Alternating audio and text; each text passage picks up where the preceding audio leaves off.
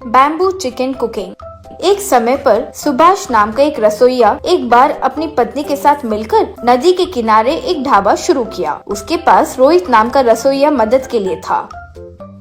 वहाँ आए लोगों को सुभाष का बनाया बैम्बू मशीन का ग्रिल चिकन बहुत पसंद था।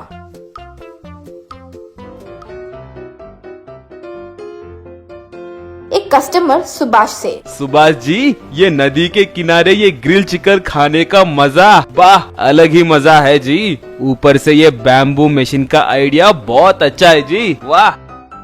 रोज रोज उस ढाबा पर ज्यादा लोग आने लगे। एक बार सुभाष के पास उसे मुर्गी सरफराह करने वाला मुर्गियों का व्यापार आकर, क्यों भाई सुभाष, दिन ब दिन आपका व्यापार बढ़ता ही जा रहा है। तुम्हें देखकर मेरा भी मन करता है कि ढाबा शुरू कर लो भाई, तुम सपोर्ट करोगे? श्रीमान, आप मुर्गियों का व्यापार कीजिए, वही आपके लिए सही है। यहाँ बहुत सारा काम होगा, वो सब मेहनत करना पड़ता है। वो मेहनत मैं कर लूंगा भाई, तुम बस वो बैम्बू मशीन बनाकर दे दो, बस बाकी का मैं चला लूंगा। माफ कीजिए भाई, बस वो एक चीज मत मांगिए, ये बैम्बू मशीन ही मेरा निवेश है। ठीक है, तो तुम मेरी मदद नहीं करोगे ये कह रहे हो? मैं देख लूंगा। अगले दिन वो एक ढाबा को सुभाष के ढाबे के सामने शुरू किया। वो देखकर सुभाष की पत्नी, ओ जी, अचानक ये मुर्गियों का व्यापारी ऐसे ढाबा को कैसे शुरू कर लिया? वैसे वो रसोइया है कौन? ये उन दोनों देख रहे थे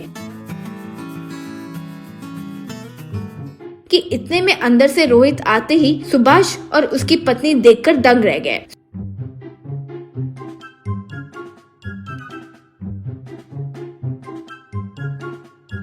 सुभाष तब रोहित के पास आकर, ये क्या रे, एक बार तो बता सकते थे ना। अगर तुम्हें ढाबा शुरू ही करना था तो हमसे कह सकते थे ना, हम ही कोई प्लान बना कर देते ना। इसमें आश्चर्य में आने वाली क्या बात है? ये मुर्गियों का व्यापारी मेरे पास आकर अच्छा पेमेंट दूंगा कहा, मैं चले गया, बस सिंपल।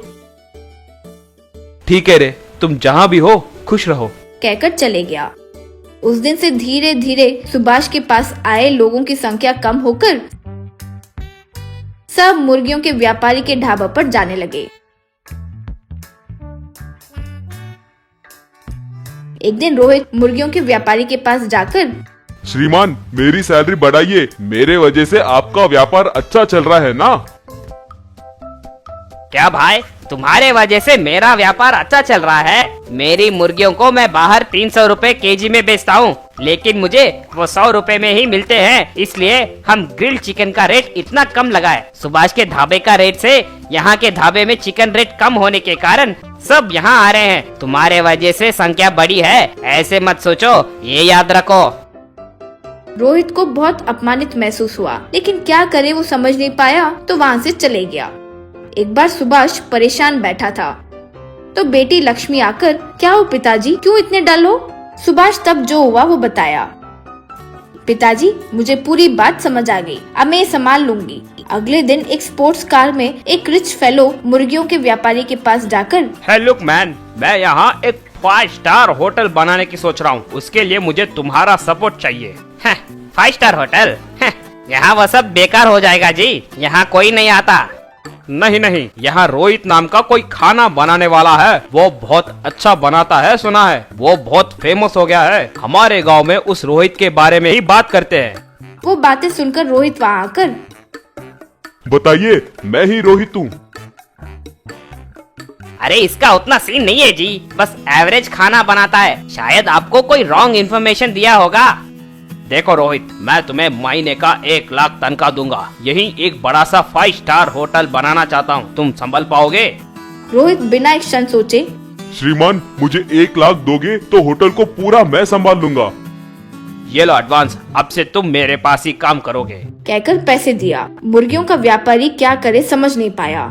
मुर्गियों का व्यापारी कई खाना बनाने वाले को लेकर आया, लेकिन कोई भी ठीक से खाना नहीं बनाने के कारण व्यापार ठीक से नहीं चला, तो वो ढाबा को बंद कर दिया। शहर में वो रिच फेलो लक्ष्मी को, सुभाष को रोहित के पास लेकर आया। रोहित उन तीनों को देखकर पूरा प्लान समझकर, ओ सुभाष, क्या प्लान बनाए, वाह, आखिरकार मुझसे होटल बनवा रहे हो। मुझ पर विश्वास करने के लिए बहुत बहुत शुक्रिया।